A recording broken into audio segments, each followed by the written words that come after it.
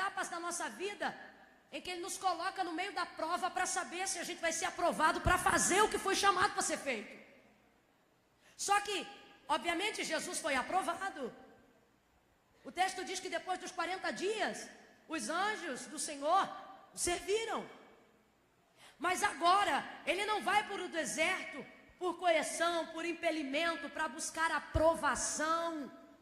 Não, Ele agora vai para o deserto por escolha, porque quem vence o deserto não tem medo de voltar para lá. Veja o segundo estágio do nível de maturidade que o Senhor quer que você tenha diante de uma dor, diante de uma perda.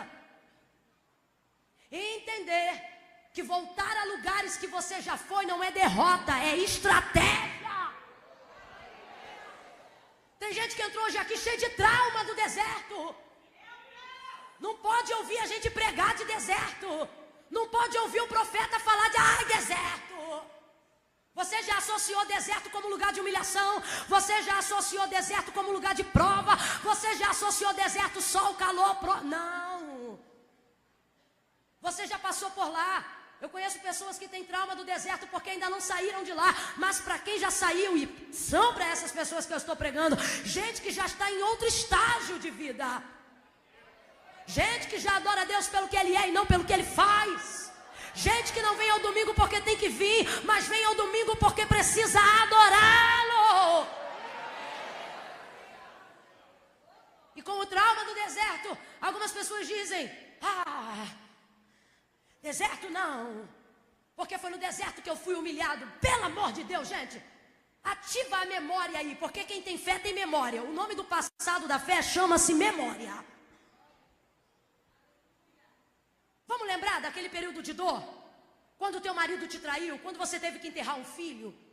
Só por instantes. Vamos lembrar do período da tua conversão, quando você precisou se libertar de vícios que pulsavam no teu sangue? Vamos lembrar das vezes que você foi humilhado pela tua própria família? Vamos lembrar um cadinho nessa noite, na época que seu marido era alcoólatra e você apanhava dele? Vamos lembrar um pouquinho nessa noite, quando você se converteu e a tua mulher não era não crente e ainda era ímpia, você ia dormir 10 horas e ela chegava 3 horas da manhã, toda fedendo a cachaça? Vamos lembrar daquele tempo que você ficou hospitalizado e você viu gente morrer do teu lado com a doença que você tinha e todas as noites você pensava: será que eu vou sobreviver? Vamos lembrar um pouco quando a sua vida financeira quebrou de uma tal maneira que até quem não tinha foi de lá que Deus mandou para te dar. Vamos lembrar quando você não tinha os sapatos que podia usar, quando você não podia escolher as marcas que hoje você usa. Vamos lembrar quando você não escolhia o cardápio, você comia o que tinha. Deserto, olhe para quem está ao seu lado e diz: eu me lembro. Deserto. Só que você saiu. Quem aqui poderia levantar a mão para dizer eu, diante da pergunta que eu vou fazer? Qual? Quem aqui admite que hoje é melhor do que já foi um dia? Quem aqui poderia dizer que amadureceu depois desse processo? Diga glória a Deus. Quem aqui poderia dizer que hoje é melhor do que um dia foi, porque aprendeu a crescer no meio da dor? Diga graças a Deus. Eu tenho nessa noite aqui alguém que poderia testemunhar, levantando a sua mão para render a Deus graças, com um aleluia, porque está vivo e o deserto não te matou, porque está vivo e aquilo que passou só te fez crescer. Tem alguém aqui? Diga aleluia. Tem alguém aqui com memória? Diga glória a Deus.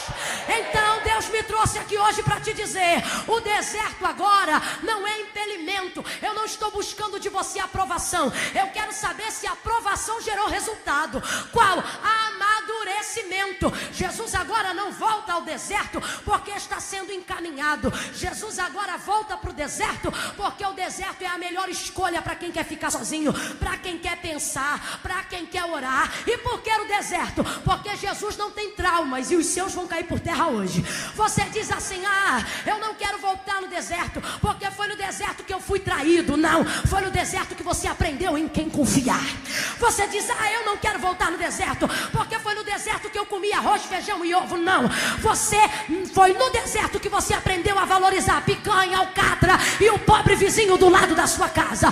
Você diz: eu não gosto porque o tempo do deserto é o tempo que eu andava a pé. Foi no deserto que eu andei a pé. E o Senhor está dizendo: não, foi no deserto que você aprendeu a dar carona para os outros. É por isso que hoje você tem carro e ajuda as pessoas. O Senhor está dizendo: o deserto não te destruiu, o deserto fez de você a pessoa sensacional que você está sendo. Pegue na mão da pessoa, segure a mão dela, segure a mão dela, segure a mão dessa. Júria, deserto não mata crente. Pega na mão dessa pessoa aí.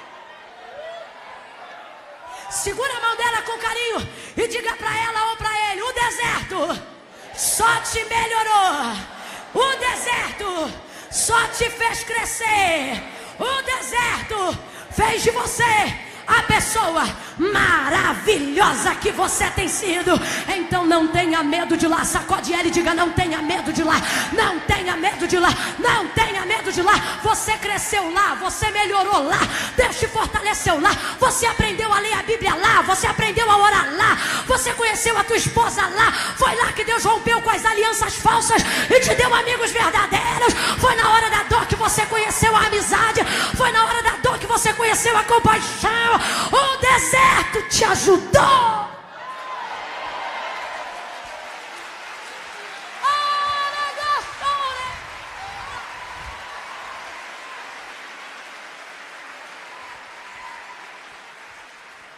Foi lá que você descobriu que cantava. Foi lá que você viu que uma coisa é não ter dinheiro e outra coisa é viver com R$2 por dia.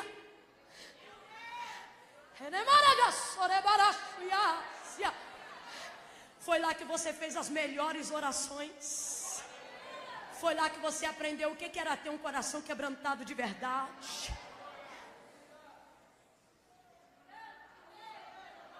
Vamos falar a verdade. Seus relacionamentos e suas alianças antes do deserto são uma, depois do deserto são outras. Eu vou contar até 3. Quando eu disser 3, dá um berro para esse irmão, que nem mãe quando quer socorrer filho, que nem pai quando quer livrar o filho. No 3, você olha para ele ou para ela e diga: sem trauma. 1, 2, 3, diga: sem trauma. Você está mais bonita, você está mais viçoso, sem trauma. Você é muito melhor do que já foi um dia. Eu não estou falando de aparência física, porque eu sei que o sol do deserto castiga algumas pessoas. Eu estou falando de um coração quebrantado, de uma mente transformada, de uma experiência, de um nível de discernimento que antes você parecia um menino. Hoje você olha uma pessoa e não é que você está julgando, mas o nível de discernimento foi tão grande de onde você veio, que hoje você olha e já, meu Deus, já vi, conheço. Aonde é que foi isso? Foi fácil? Mas valeu a pena? Então para de trauma. Você não está nesse culto hoje como derrotado. Você está como sobrevivente. Lembro o profeta Zacarias contando a visão que ele teve do sumo sacerdote Josué, quando Israel estava em pecado, em apostasia, e diante da tribuna Satanás se lhe opunha a Israel na visão à direita para acusar Israel com os seus pecados, e Deus queria abençoar. Aí por uma hora, na visão do profeta Zacarias, Deus vai dar o juízo e vai dizer: basta, Satanás. Não é esta, e aponta para Josué, o sumo sacerdote que representava Israel. Ele estava com a mitra suja, mas ainda era Israel. E ele disse: não é esta um tição tirado do fogo? Quem é que sabe o que é um tição? Tição é um toco, um pedaço de madeira que queimou tanto, que ficou igual carvão do lado de fora, mas ainda preserva a estrutura do lado de dentro, ou seja, aguenta prego, aguenta ser viga, aguenta segurar a estrutura de casa. O que o Senhor está dizendo é: queimou, mas eu salvei. Queimou, mas está útil. O Senhor está dizendo: o deserto só abalou a sua superfície, a sua estrutura está saindo de lá melhor do que já foi um dia. Oh, aleluia.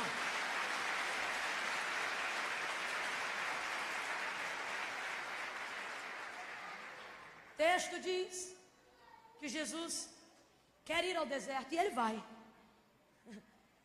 As pessoas precisam entender, irmãos, que quando você chega na maturidade da vida, o deserto não é obrigação, é escolha. Tem rodas, grupinhos que não entendem quando você sai. Eles te procuram e já perguntam logo: mas aconteceu alguma coisa? Não, não aconteceu nada não, eu saí porque quis. A maturidade te faz entender que alguns lugares não te cabem. E não precisa acontecer nada para você sair, pelo contrário. A maturidade te dá um nível de perspicácia tão grande que você sai antes de acontecer.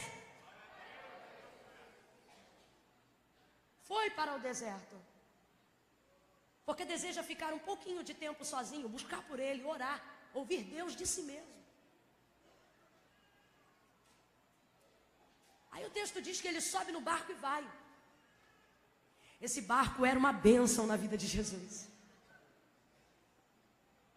Eu quero profetizar um barco na tua vida. Mas é um barco dentro da perspectiva espiritual, profética, que o Senhor colocou no nosso coração hoje. É ter um transporte que te conduz ao lugar que Deus quer.